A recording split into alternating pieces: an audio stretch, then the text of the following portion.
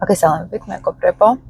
რატო ხდება ხოლმე, როდესაც გარემო არ იცვლება, ან ჩვენი სურვილები მაინც არ სრულდება, ისე რომ ვთქვათ, ან რაღაცებში ძალიან გვიჭირს, რომ ვიღაცას უნდა პირადი ცხოვრება, მაგრამ არ აქვს, ვიღაცას უნდა კარგი კარიერა ქონდეს და არ აქვს, ოქს მაგალითად ფინანსური სტაბილურობა უნდა, მაგრამ არ აქვს, ხო? და ხშირად არის მერე ცოტა ნევროტულად, მაგალითად დადიან უამრავ ასტროლოგი იქნება, ფსიქოლოგი იქნება, სხვა განვითარების პრაქტიკები იქნება და ტვირთავენ გონებას, ეზოთერული ენით ზედა ჩაკრას თავის ზონას, მაგალითად ენერგეტიკულ ცენტრს, უამრავი ინფორმაციით, მაგრამ თითქოს ეს ემსგავსება რაღაცნაირად წრეზე სიარულს, წლები არიან ამ სფეროში მაგალითად, მაგრამ რეალურ ცვლილებებს ვერ დებენ ხოლმე. ამაზეც ბევრი ვიდეო მაქვს ჩაწერილი რეალური ცვლილებები ყოველდღიური ნაბიჯებით რო იქნება, მაგრამ კიდე ერთი მნიშვნელოვანი რაღაც მინდა გითხრათ. არის როდესაც სხეული საერთოდ სხვაგან არის და ფიქრები და სურვილები საერთოდ სხვაგან. ანუ როდესაც კონტაქტი არ არის გონებასა, ანუ მინდასა და შინაგან მინდას შორის. ძალიან ხშირი არის ესეთი შემთხვევა, ყველა ვიყავით რაღაც ეტაპზე, რაღაცაში ეხლაც ვართ ხოლმე მასეთ ეტაპზე, როდესაც სხეული საერთოდ სხვაგან არის და გონება სხვაგან. სხეულს არ ვიძახით როგორც მარტო ფიზიკური სხეული, ხო, მატერია. ვიძახით აქ უფრო არაცნობიერს, შინაგანს, რომელიც სხეულის ენით გველაპარაკება. ძალიან ხშირად ყოფილა კონსულტაციებზე მოდიან, არიან სუთავში, მაგალითად, ხო, აზრებში და ხშირად ცდილობენ მთლიანად მხოლოდ კოგნიტურად ჩაწვდნენ ყველაფერს და რო ჩავხმავდებით ხოლმე, სხეული საერთოდ სხვაგან არის. ანუ არ უნდა იმას, ან პირადი, არ უნდა მაგალითად კარიერა, საერთოდ სხვაგან არის სხეული, საერთოდ სხვაგან არის ემოცია. და ცით როგორ რაღაცა არის, რომ ეს ეხლა რასაც ხვდები უფრო ისე აქტიურად, რომ თანამედროვეობა მიმართული არის, რამდენად ჩვენ სხეულს ვრთავთ იმაზე და არა მხოლოდ ჩავეყაროთ ინფორმაცია. თუნდაც ასტროლოგიას სწავლობენ ხოლმე და საერთოდ არ აქვს კავშირი ამ ასტროლოგიასთან სხეულებრივად გაცნობიერებები არ ხდება. აი, ერთი არის რომ ჩვენ გავიგოთ გონებით რაღაც ინფორმაცია და მეორე არის ეს შევიგრძნოთ, ვიცხოვროთ, მაგალითად, ხო? აი ეს არის ძალიან განსხვავებული ენერგია საერთოდ და ზოგი საერთოდ ვერც მიდის მაგამდე, ანუ ვერც ხვდებიან ხოლმე რაზე ვლაპარაკობთ, ხო, როდესაც გაცნობიერებას, სხეულებრივ შეხვედრას ვლაპარაკობთ ხოლმე აქ, ხო, როდესაც ჩვენ ხვდებით, აი ემოციურად უნდა განვიცადოთ ის ყველაფერი, რასაც შეიძლება ვლაპარაკოთ, მაგალითად შეიძლება ვლაპარაკო მე ვიღაცაზე როგორი გაბრაზებული ვარ, აი ეს სიფიცხეც ვიგრძნო, ის ბრაზიც ვიგრძნო, აგრესიაც ვიგრძნო, მაგრამ გაუთავებლად ამაზე ვილაპარაკო. თუმცა როგორც კი მეტყვიან, რომ მე შევხვდე იმ ფრუსტრაციას, რაც რის გამოც ეს სიტუაცია მომწიფდა და რატო განვითარდა. აი მათ შეიძლება მე არ ვიყო მსად. და სანამ ამას არ შევხვდებით სხეულებრივად, აი ეს იქნება ნევროტულად სულ. აი სულ მუდმივად მექნება ამაზე დიალოგი, ამაზე ლაპარაკი და ამაზე ბრაზი. ანუ გაჭედილი ვიქნები რაღაცნაირად ფონში, რაღაცნაირად ვიქნები გაჭედილი აი ამ დაუსრულებელ სიტუაციაში, ისტორიაში და ვერ დავხურავ ამას ძალიან დიდხანს, ხო? სულ მუდმივად ვიტრიალებ ამაში. და აი ეს ემსგავსება იგივეს, როცა დადიან უამრავ პრაქტიკებზე, სხვა ლექციებზე, აქ განვითარებაზე კი არ არის ლაპარაკი, რომ ახლა განვითარება ცუდი არის, მაგალითად, რომ ვიაროთ ესეთ პრაქტიკებში. აქ არის უფრო იმაზე ლაპარაკი, რომ ესე იგი რაღაცები სხეულებრივად გაცნობიერება არ ხდება, სხეულებრივად მიღება არ ხდება, სხეულისა და გონების დაკავშირება არ ხდება, ადამიანი მარტო თავში არის. შეიძლება ჩვენ შვიდად ნელა ვაცნობიერებდეთ, ვითარდებოდეთ, უსმენდეთ, მაგრამ როდესაც აი აქტიურად მონაწილეობთ, სულ რაღაცას ვეძებ და დავდივარ, ეს ნიშნავს, რომ თავში ვიყრით ინფორმაციას და სხეულებრივად განცდების ან გვეშინია, ან არ შეგვიძლია მაგალითად, ხო? ან გაურბივართ. ანუ აქ ფსიქოლოგიურად დაცვით მექანიზმებს რო ვეძახით, დაცვითი მექანიზმები არის აქ სადღაც ჩართული, ხო? და ჩართული არის ის, რომ მე ვიცავ ჩემ თავს ტკივილისაგან, ან განცდისგან, ან რო შევხვდე ამ ემოციას, შეიძლება ხვდები, რომ მთლიანად უნდა გარდაუქმნა ცხოვრება, უნდა გაუშვა ის ხალხი ჩემი ცხოვრებიდან, რომელიც სადღაც მჭედავს აი ამ სიტუაციაში, ხო სიტყვაზე. და ძალიან ბევრი რაღაცების, ან ბოლო-ბოლო შევხვდე, რომ მე შეიძლება არა ვარ ისეთი ან ნიჭიერი როგორიც მეგონა, ან ისეთი ხრმა როგორიც მეგონა სიტყვაზე, ხან ბევრნაირად შეიძლება ჩემ თავში იყოს ეს ფრუსტრაცია. ჩემ თავს მაგონებდეს ეს ყველაფერი და აქედან გამომდინარე იკეტებიან ან დაცვითი მექანიზმები იქნება და ვერ ხდება გაცნობიერება. არის ასევე, როდესაც თავში ვართ, აზრებში ვართ, ეს აჩვენებს ასევე იმას, რომ ინტელექტუალიზაცია ხდება ყოველი მოვლენის, ყველაფრის ტვინით ცდილობს ადამიანი გადახარშვას და ეს ნიშნავს, რომ განცდებთან გვეშინია ყოფნის.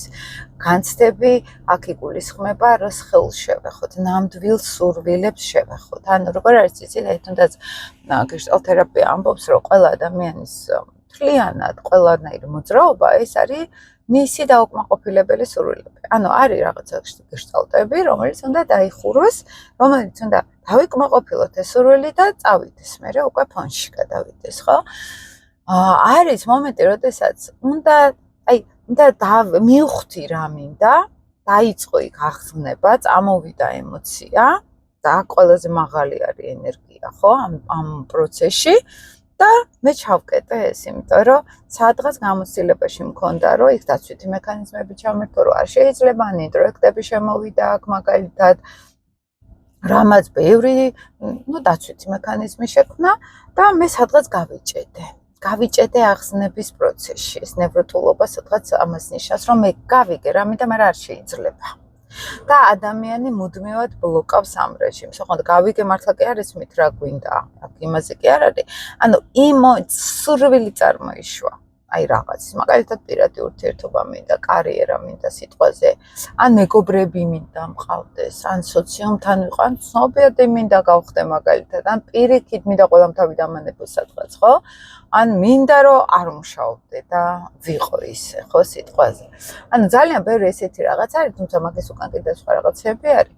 აი ამ მომენტში, აი ამ დაწყებულ იმპულსში, მაგალითად, როდესაც ჩვენ დაცვითი მექანიზმები გვერდება და ვაჩერებთ ამ იმპულსებს, ხო?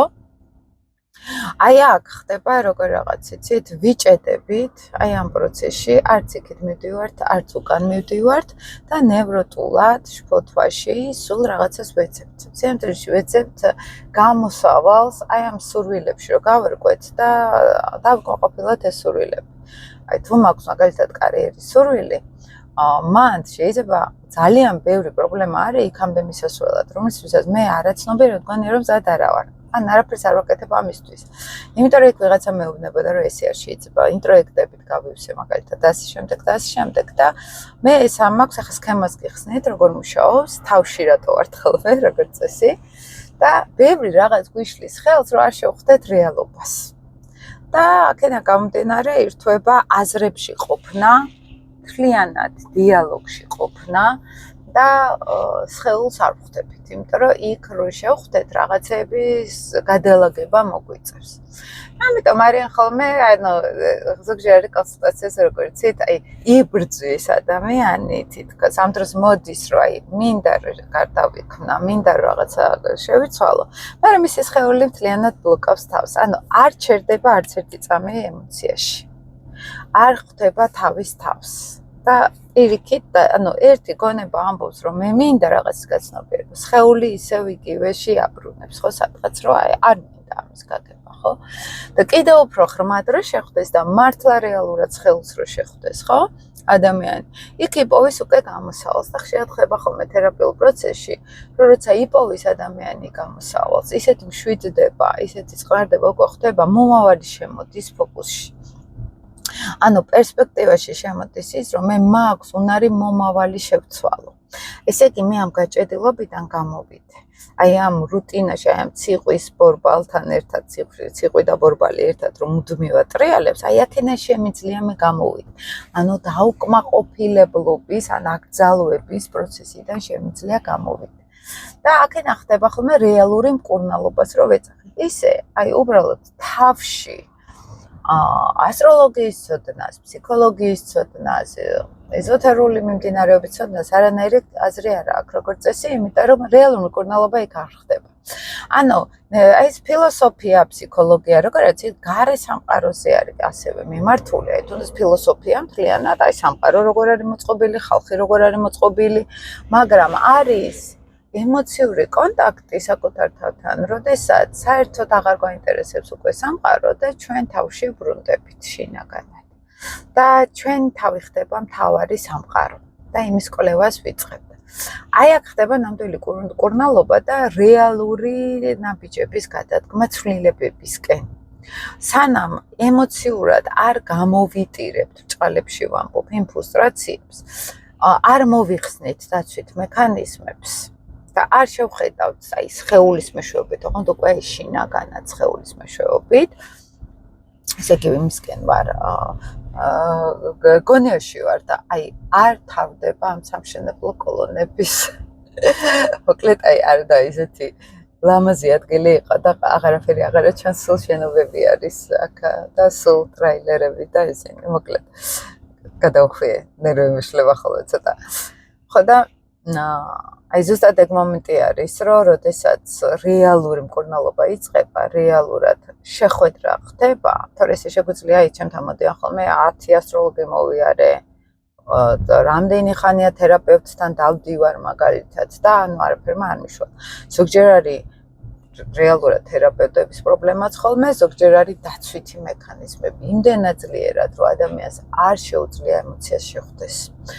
არ შეუძლია რეალობას შეხვდეს შინაგანად, იმიტომ რომ ეს მისთვის გაცილებით უფრო ტრამვირებადი არის, ვიდრე ამ დაცვით მექანიზმებში ყოფნა. ოღონდ ეს სინამდვილეში ილუზია არის. ანუ სინამდვილეში რეალური განკორნება აქედან იწყება. თორე აი ამ წრეზე ტრიალებენ მერე სულ, აი ამ ფეიქში არიან ამ, მეც ვიყავი ერთ დროს მან ეხლაც ბევრ რაღაცაში ვარ ხოლმე, ეგრე შეიძლება და ეს უცდილობ ხოლმე, რომ რაღაც ისეთ მძიმეს შევხვდე, რომელთანაც რეალური განკორნება მაქედან ხდება და აი, როდესაც ახლა ესეთი თერაპიები გვაქვს, ან ჯგუფური თერაპიები, ახლა წინაზე მქონდა სელენას გაცნობიერების ტრენინგი.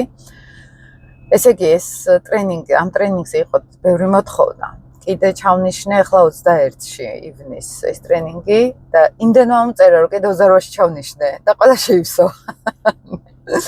და იმდენად საინტერესო იყო თვითონ და ეს 7 საათიანი გამომივიდა ეს ჯგუფური თერაპია.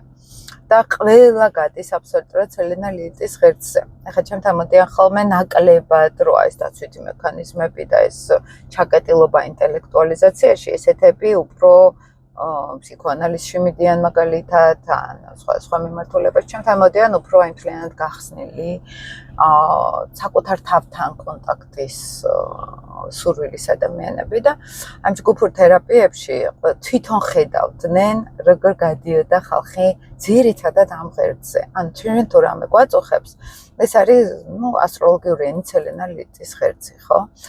და ლილიტი ეს არის ჩვენი შინაგანი სევდა ტრამვები, რომელთანაც შეხვედრა არ გვინდა, დაკონსერვებული გვაქვს და სელენა არის მთავარი ენერგია, რომელთაც მან გაცნობიერებით და მან შესვლით და არსში გაგებით, ხო?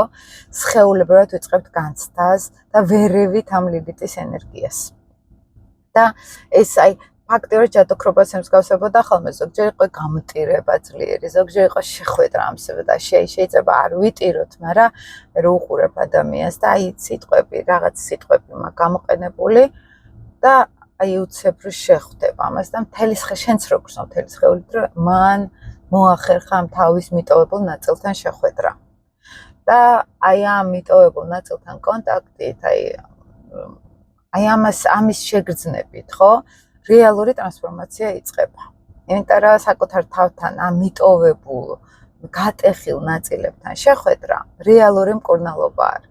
და ჩვენ ვცდილობთ სხვა ტექნიკებით ამას შევხვდეთ და სინამდვილეში გვჭირდება, იცით როგორ რაღაც რომ უფრო შეგრძნებებში ცხოვრება, უფრო აი ამ დახურულ ნაწილებთან შეხვედრა გვჭირდება და არა თავის, ესე ვეძახი ხოლმე, გამოტენა უამრავი ინფორმაციით. მე ეს პერიოდი გავიარე პირველად ასტროლოგიაში პირველი 5 წელი რო ვიყავი, კოგნიტურად მუშაობდი ძალიან კარგად, რომ აი ინფორმაციულად ახლა ასტროლოგია თავიდან როგორც კი დავიწყე გამოსვლა კონსულტაციები უკვე ძალიან სიღრმისეულად ვიცოდი ჩემი გაგებით და მაგრამ ხედავდი რომ რაღაც არ იყო. ჩემ თვითონაც ვერ ვეხმარებოდი რაღაცაში ჩემ თავს. აი, კაი, გავიგე რომ მარსი აქ მყავს და ეს კვადრატია.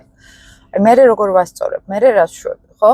ეს ყოფილა იმდენად ცოტა ზედაპირული, იმასთან შედარებით, რაც ჩვენ ასტროლოგიასთან ერთად თერაპიულად შეგვიძლია გამოვიყენოთ.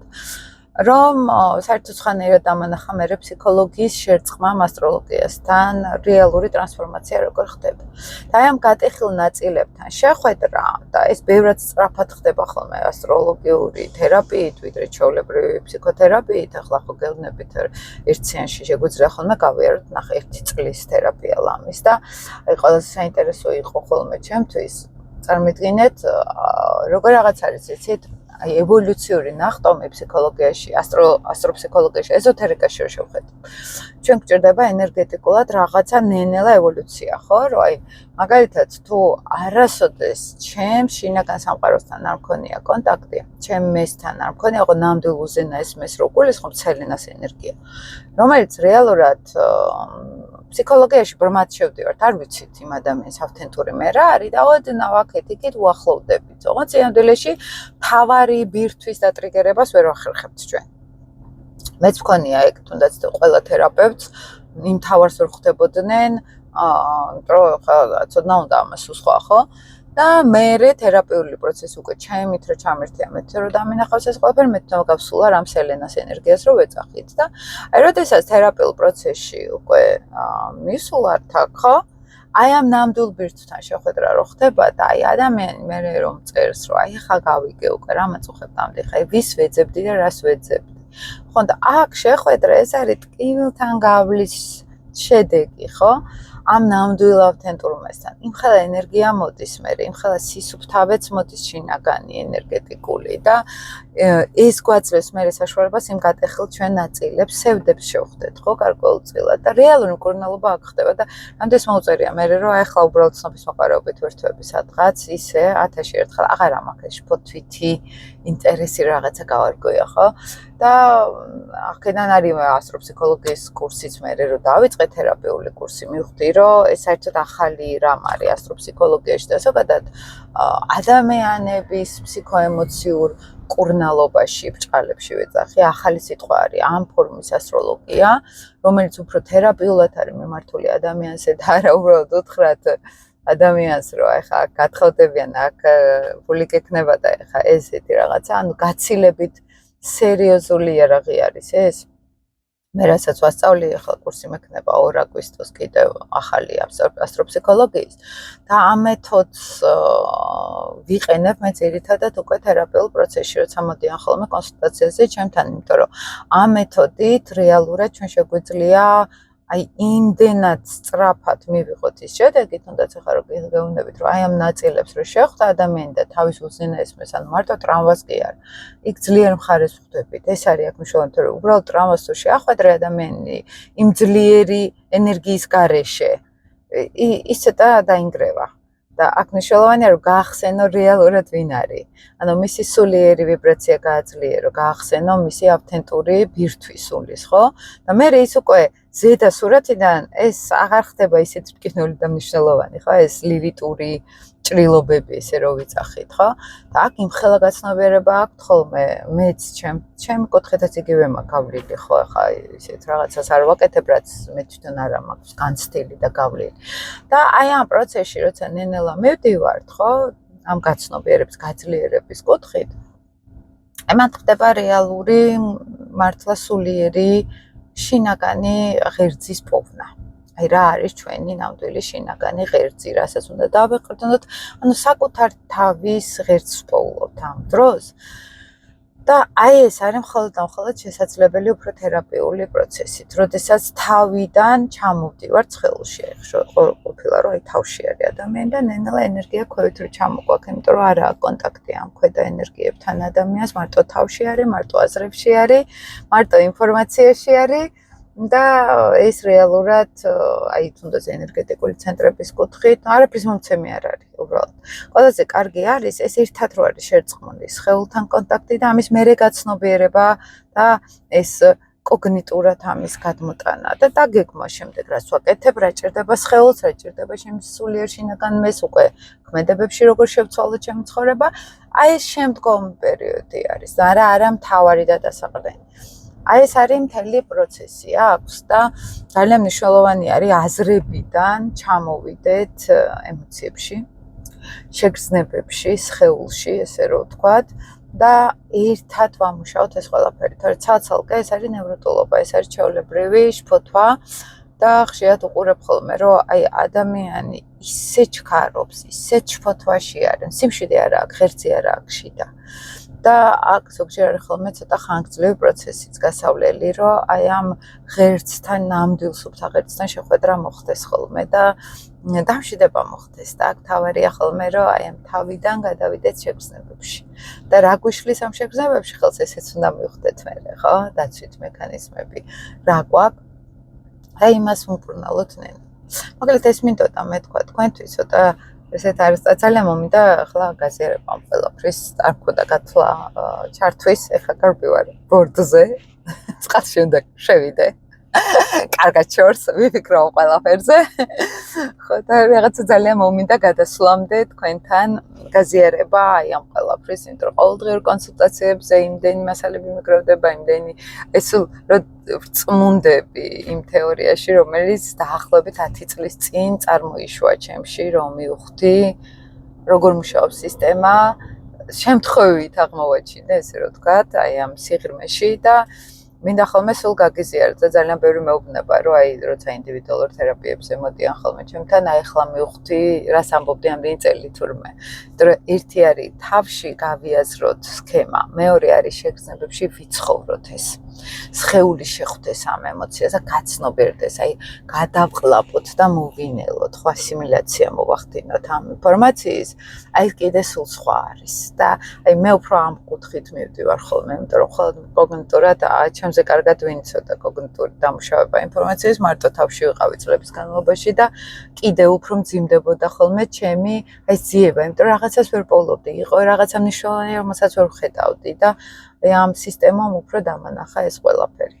მოკლედ ეს მინდოდა თქვენთვის მეთქვა და დროებით მეგობრებო.